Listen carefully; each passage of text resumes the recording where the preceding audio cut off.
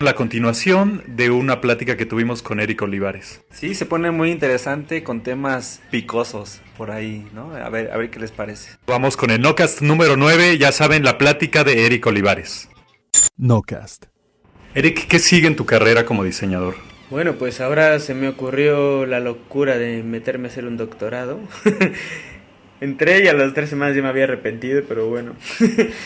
Empecé en febrero mi doctorado en investigación en diseño y pues ya tengo para entretenerme 5 años fácil. Estoy con eso, pues sigo también con una parte de docencia, por cierto. A partir de enero o febrero, todavía tenemos que acabar de verlo, se abre gracias a la demanda y preguntas que han hecho, sobre todo gente de Latinoamérica, abrimos el primer máster en diseño gráfico en el Instituto Europeo de Diseño, ahí en Barcelona, que yo mismo voy a coordinar, yo mismo organizar el plan de estudio, los docentes, etcétera, ¿no? Entonces prometo que estará a buen nivel para competir con la Royal School of Design o competir con St. Martin's o competir con Reading o la School of Visual Arts de Nueva York, así va el tema. Serán 500 horas lectivas, pero bueno, eso yo ya prefiero después en su momento cuando esté completamente armado y diseñado, pues ya comentarlo. Por cierto, en octubre vendremos probablemente a promover ese máster porque coincide que pues, es la Bienal Internacional de Cartel, que es el 10º aniversario ya son 20 años, viene Shigeru Fukuda y una serie de personajes muy interesantes. Y pues estaremos ahí en la Bienal, que pues, se inaugura aquí la exposición en el Franz Mayer y luego se hace el simposium, que es lo más interesante quizá, o la segunda parte, el lado B del disco, que se hace en Jalapa. Y por primera vez también en México pues haré una exposición de mis carteles. Entonces va a ser una expo de 70 carteles. Pues bueno, esperamos después poderla traer a la Ciudad de México posteriormente, ¿no? Y esos son, digamos, los proyectos que están sobre la mesa ahora haciéndose, ¿no? Aparte de pues los freelance y lo que salga, ¿no? Pues aquí también intento reconectarme con mis contactos, amigos y todo y ver qué proyectos se van organizando, ¿no? Tienes también una actividad aquí con nosotros en Grupo Orma, un taller de cartel. Platícanos a la gente para que venga, de qué va a tratar, qué va a consistir. Es un taller de 12 horas, dividido en 2 días, viernes y sábado. Platícanos, Eric, ¿qué van a hacer los chavos? Pues sí, será, si no mal recuerdo, el 22 y 23 de agosto. Son 12 horas lectivas, 6 y 6 cada día. Bueno, el taller es de carteles, ¿no? Pero en realidad el objetivo principal es de dar herramientas metodológico-proyectuales para resolver problemas de diseño, ¿no? En general, o sea, el pretexto es el cartel para hacerlo como ejercicio, ¿no? Y porque requiere de una habilidad a nivel de uso tipográfico de imagen y de síntesis de proyecto bastante potente, ¿no? Entonces es un buen ejercicio para hacer esto.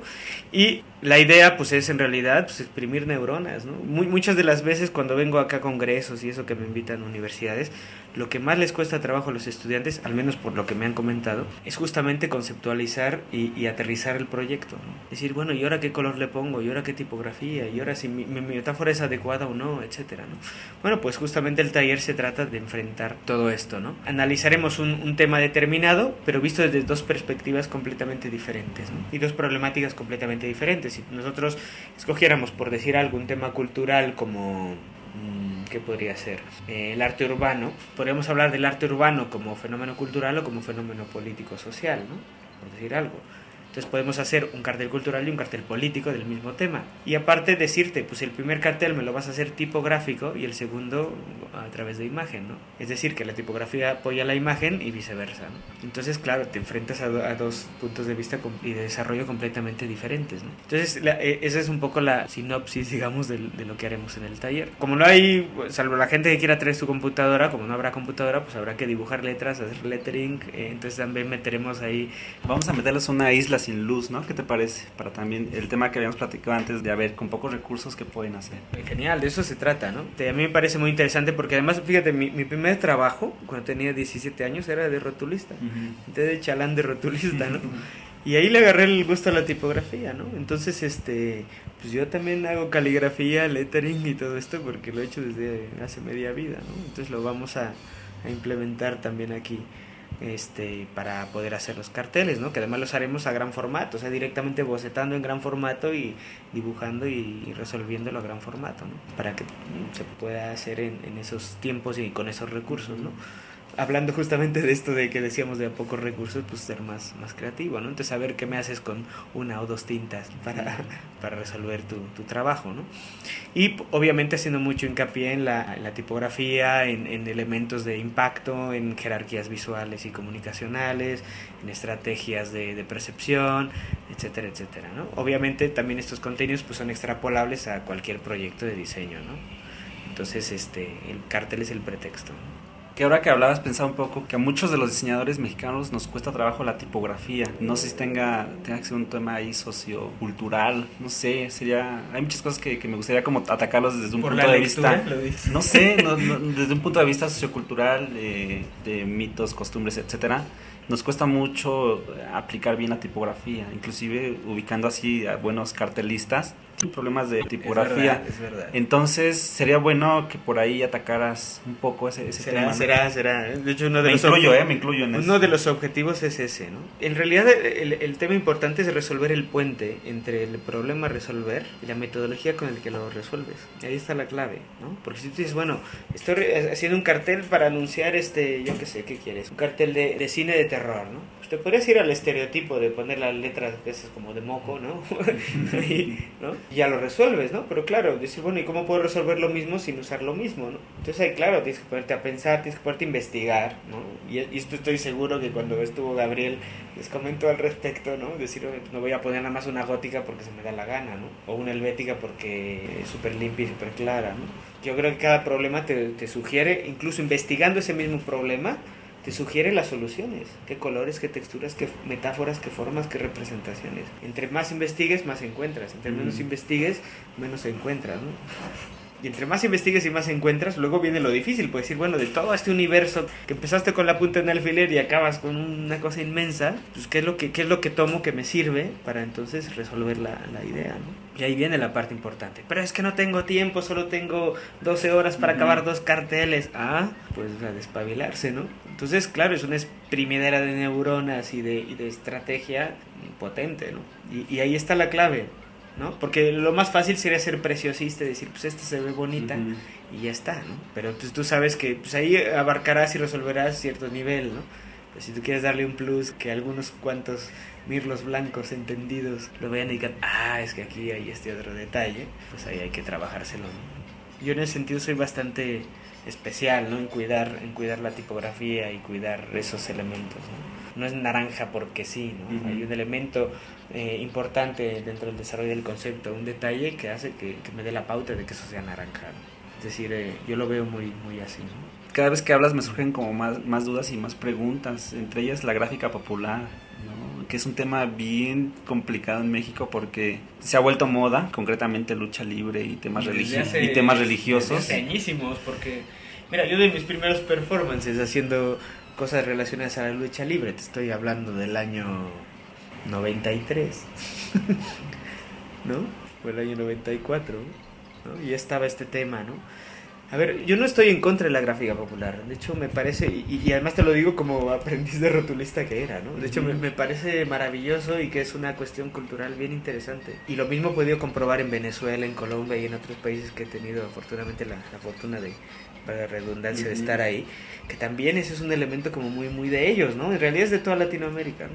Pero sí es padrísimo el retomar algunos de estos elementos para estratificarlos a nivel cultural. Ahora, que de eso se saque partido para decir, pues que estoy haciendo diseño mexicano o es que estoy haciendo una propuesta nueva, pues habría que verlo, ¿no? Y un día hablando con Nacho Peón, le comentaba, decir, mira, pues íbamos en un microbús, ¿no? Y íbamos ahí el Nacho y yo y le decía, oye, es que fíjate, me dice, no, pero ¿qué autobús tenemos que tomar, no? ¿Qué micro tenemos que tomar? No, pues es uno que viene el letrerito en naranja y verde, ¿no? ¿Por qué? Pues porque obviamente estaba tan mal hecha la letra, porque tú sabes que pintaban el trovicel, o no sé en qué lo hacían, esta metacrilato transparente o blanco, pintaban una franja en verde, otra franja en naranja, perdón, primero bloqueaban con masking tape la letra, porque la hacían con masking tape, y después pintaban de negro, que era lo que tú veías de fuera, y después pintaban una franja en verde y otra franja en naranja, de forma tal que cuando encendían el foquito pues tú veías una máscara negra y una franja verde y naranja y el letrerito, pero obviamente con una legibilidad nefasta, ¿no? Entonces, y pasaban tan rápido y ya sabes que no se detienen, no te tienes que subir ahí al salto de Tarzán, ¿no? Pues obviamente era más fácil identificarlo por color que queriendo leerlo, porque cuando lo querías leer y alzabas la mano, pues ya el micro ya había pasado, ¿no? Que son los de Metro Tacubaya, ¿no? Ándale, pues. Sí, es que es branding, aunque no lo Entonces creas, es branding. yo le decía a Nacho, le decía, oye, estaría poca madre hacer un sistema de identidad bien hecho, un sistema de señalética bien hecho, retomando este elemento popular, ¿no? Pero haciéndolo bien. Vamos a hacer un código con estos colores, pero bien planteado, con una estructura en todas las líneas de los microbuses, con una tipografía legible, etcétera, etcétera, para que funcione.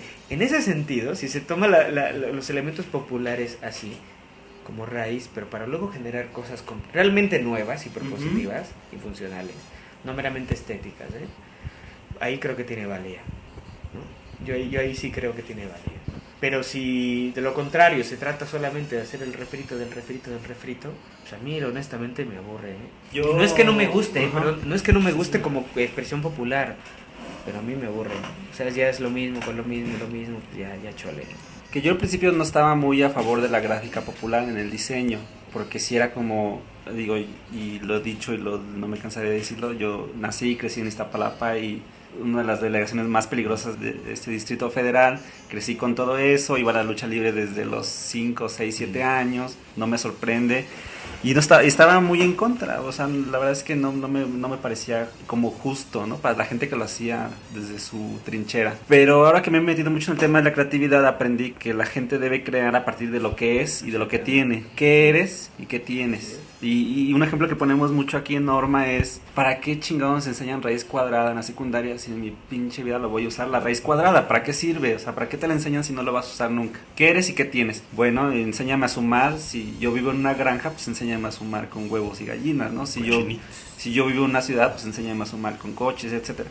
Entonces, diseñar a partir de lo que eres y lo que tienes, pero dice sí, el tema del refrito, pues ya no está como que tan chido.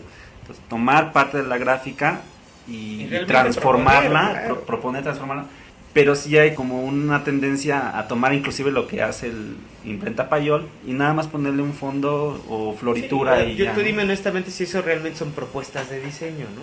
O sea, decir, bueno, pues mira, me tomo la letra que hizo el rotulista, ya la pongo, ya soy super designer. De eso me quedo con la que hizo el rotulista. Por supuesto que me quedo con la artesanía. Que también ahí hay que entender la diferencia entre artesanía y diseño, que no es lo mismo, ¿eh?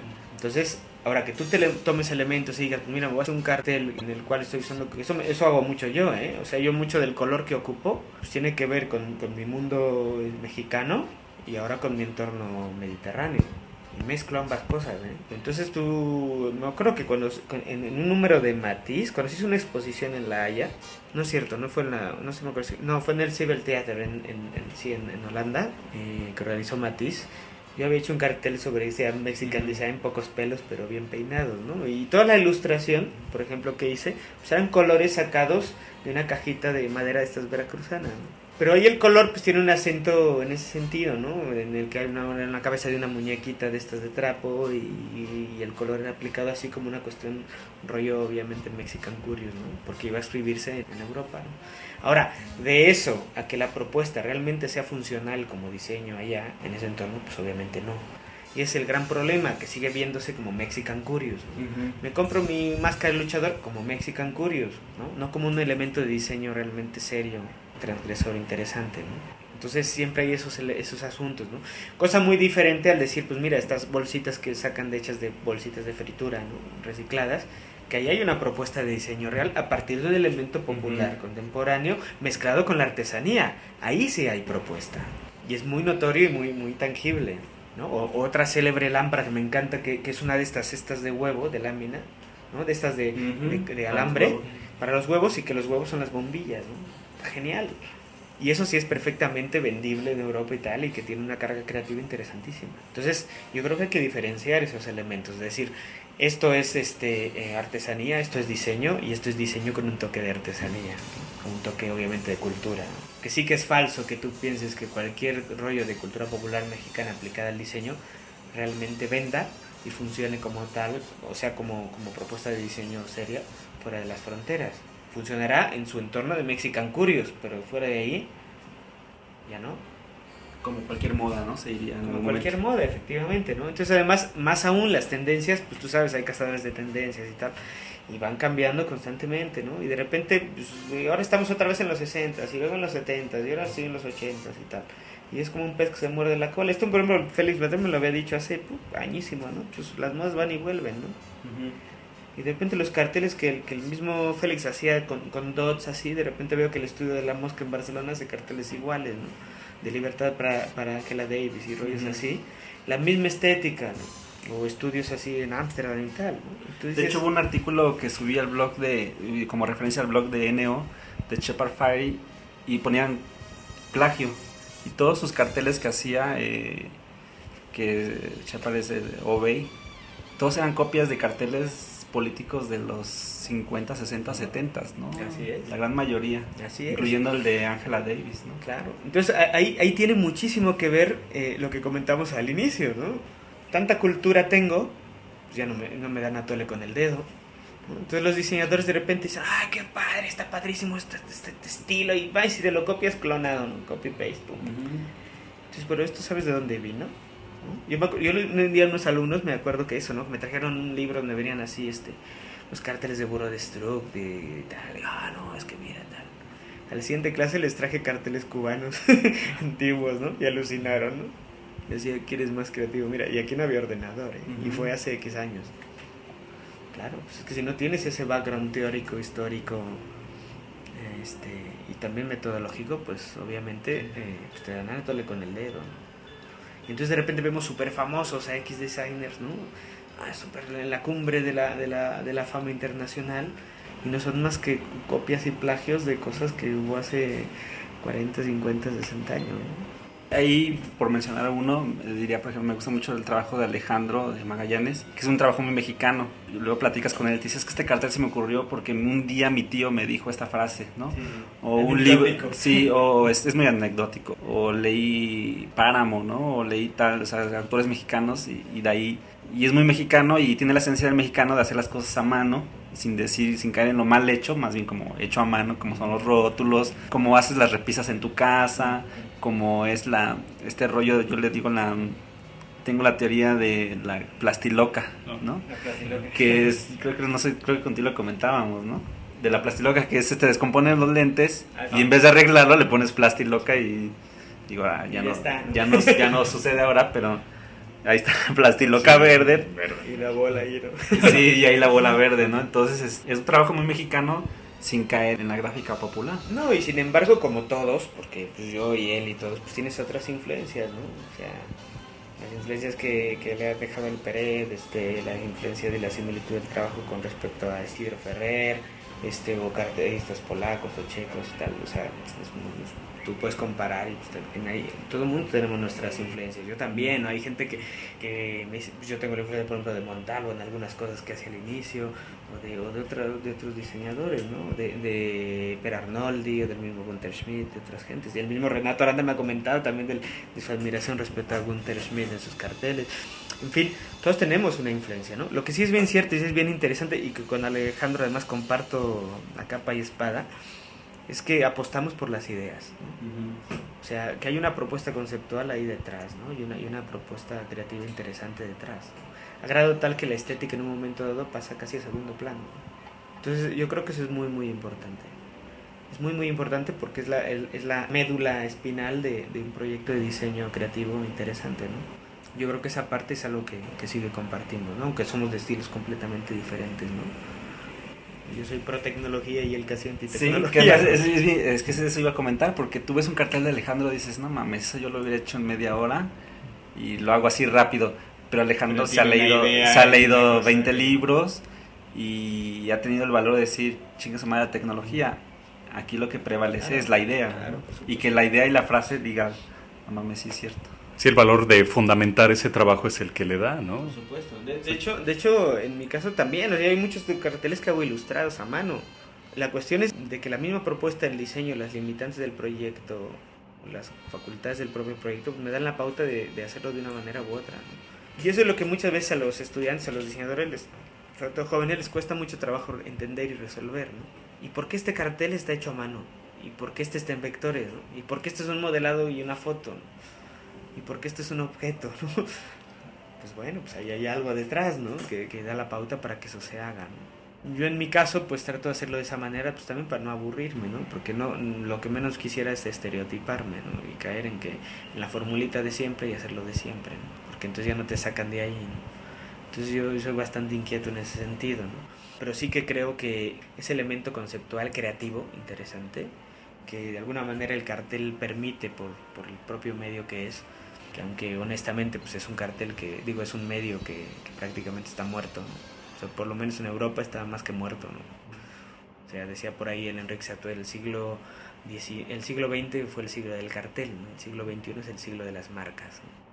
Entonces no es que no existan carteles, siguen existiendo carteles, pero pasan a ser una pieza de toda una estrategia mercadotecnia, publicitaria y de difusión, ¿no? Ya no es el cartel como medio que era en el siglo XX, ¿no? Sin embargo, pues sigue siendo uno de los mejores ejercicios de diseño que ha habido y que seguirá habiendo por muchísimo tiempo, ¿no?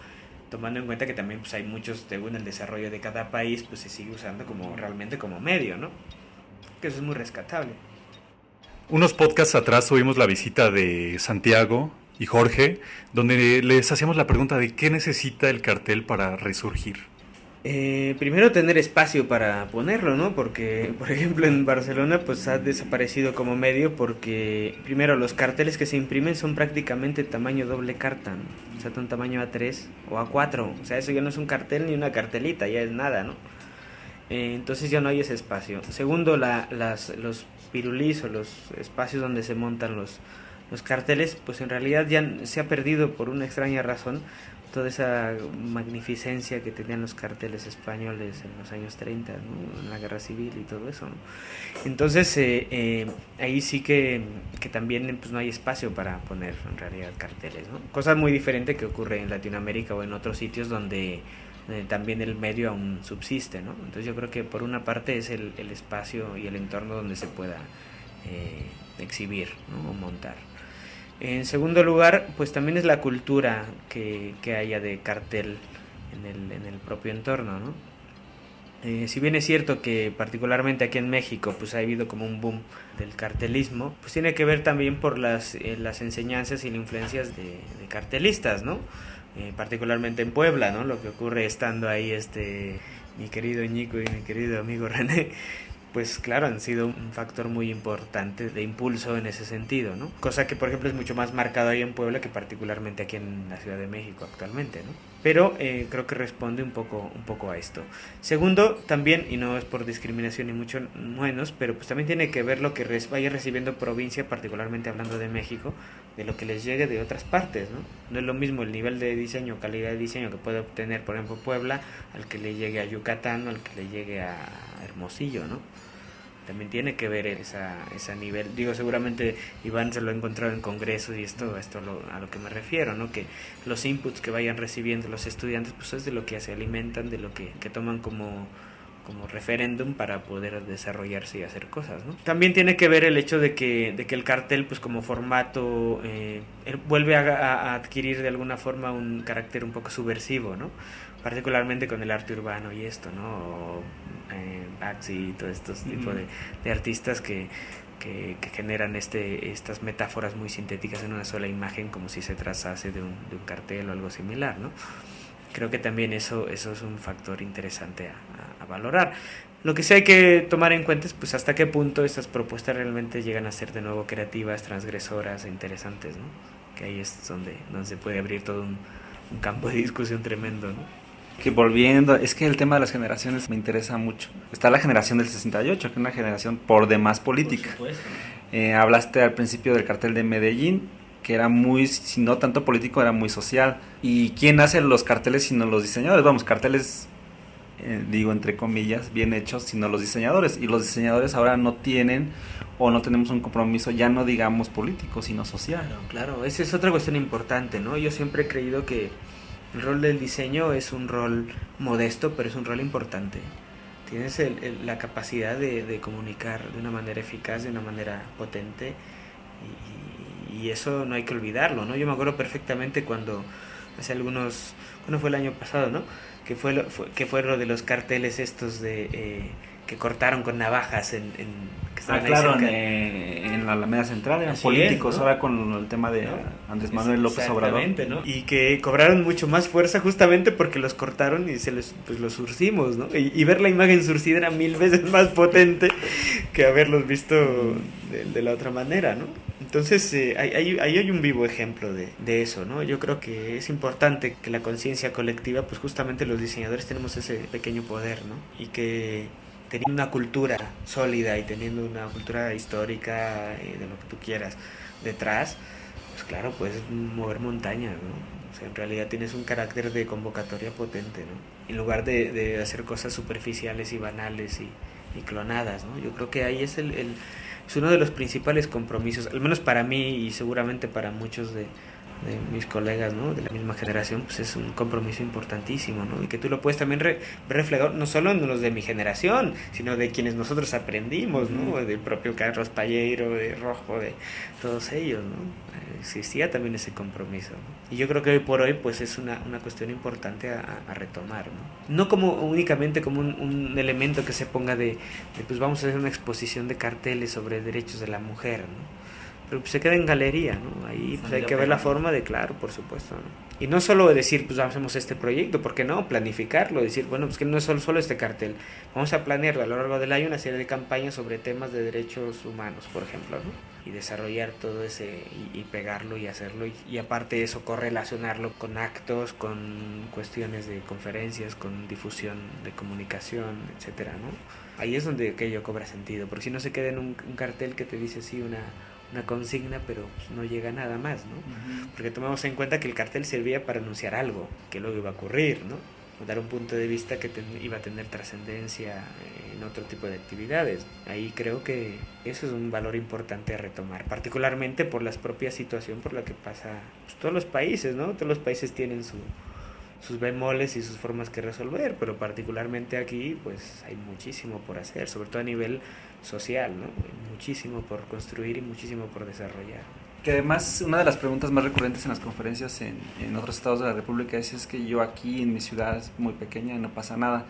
Y yo siempre digo, bueno, no pasa nada, entonces estás mejor tú que yo porque tienes un área de oportunidad. Yo estoy en el DF donde hay como yo otros 20,000 cabezones, tú aquí son 300. Y ese tema del cartel es un área de oportunidad muy grande, el tema social, y que en su momento lo hizo Matoma, que ya desapareció y actualmente ya no hace nada. Hicieron en Guadalajara, hicieron cosas no todas muy buenas, no todas malas, pero es un área de oportunidad. Cosas, ¿no? Que es finalmente lo importante, ¿no? Un área de oportunidad. Yo me acuerdo que un día hablando con Jorge Alderete, pues hablamos, o él comentó, no me recuerdo, que decía, claro, pues lo importante es mantenerte haciendo proyectos personales, ¿no?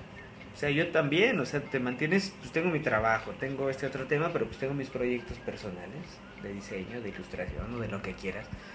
Y los haces, ¿no? Porque eso te mantiene esa otra parte fresca, ¿no? Lejos del trabajo cotidiano o lo que tengas que resolver, ¿no? Y yo creo que eso es muy, muy importante, ¿no? Que los estudiantes o los diseñadores o los creativos pues mantengan esa llama justamente creativa, libre de albedrío, ¿no? De ti mismo y la continúes desarrollando para buscar aplicarla en un momento determinado, ¿no? Ya sea para ti mismo o para tu formación o para terceros, ¿no?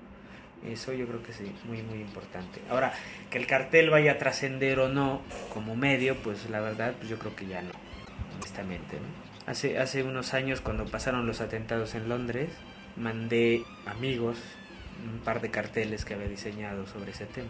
Hice PDFs al formato del cartel grande, que eran 103 por 73 centímetros, blanco y negro, y lo curioso es que la gente o mis amigos los empezaron a imprimir y pegar en la calle en fotocopias y reenviaron esos diseños a otras gentes y empezaron a tapizar Londres.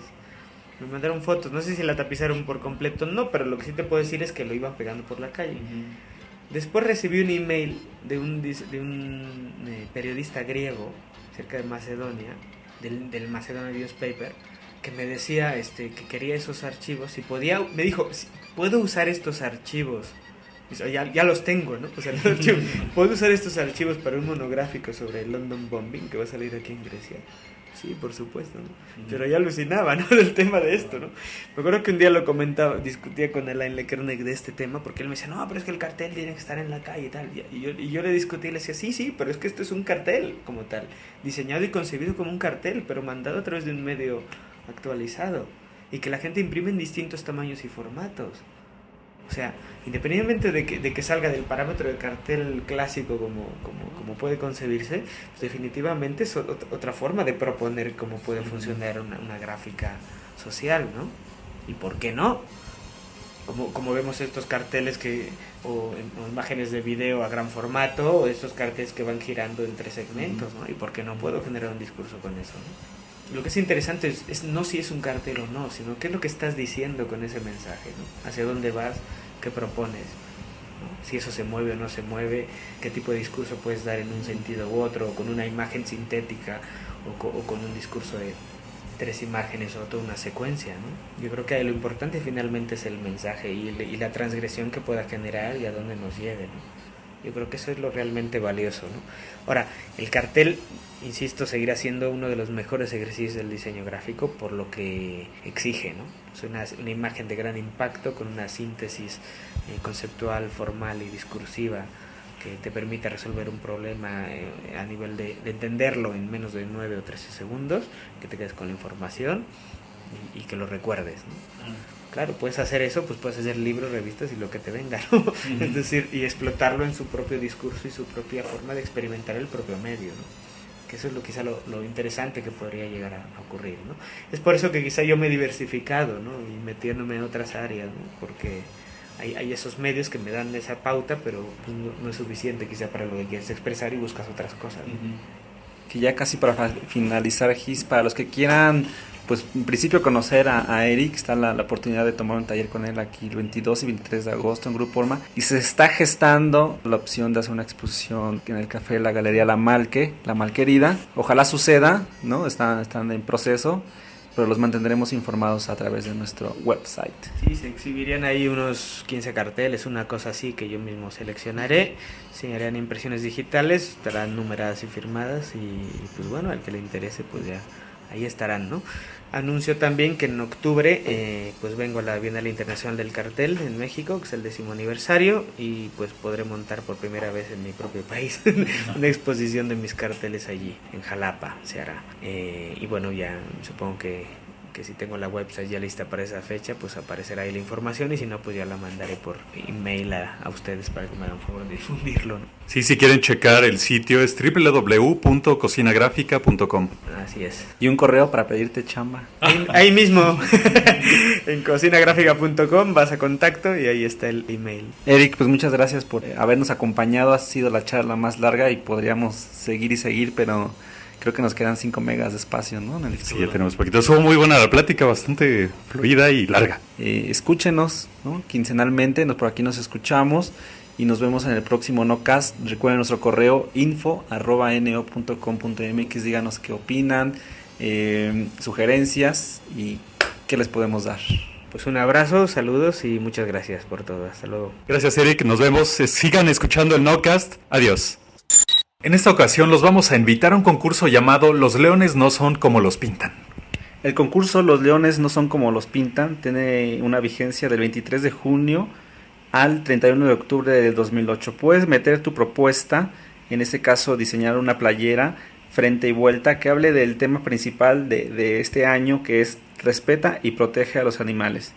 Puedes utilizar cualquiera de las siguientes técnicas: serigrafía, transfer, estampado, bordado, plumones, tinta, aerógrafo, etcétera. No hay censura, tu propuesta es completamente libre.